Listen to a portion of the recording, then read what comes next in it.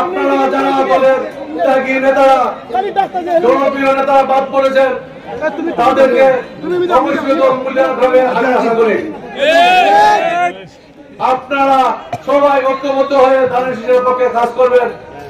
আমি আপনাদের প্রতি আহ্বান জানাচ্ছি, আপনারা দলের ত্যাগী নেতা, দলের জন্য ত্যাগ গাম সব আছে আপনাদের, কিন্তু দল আপনাদেরকে মূল্যায়ন করবে এতে কোনো সন্দেহ নাই আমরা মনে করছি।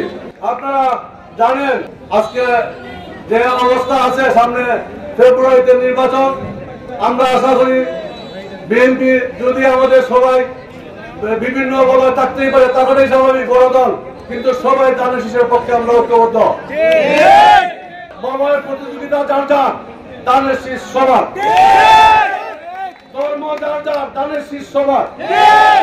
আমি আশা করব আপনারা আগামী নির্বাচনে সবাই মিলেমিশে ঐক্যবদ্ধ ভাবে হিংসা বিদ্বেষ বাদ দিয়ে আপনারা সবাই ধানের শীষের পক্ষে কাজ করবেন।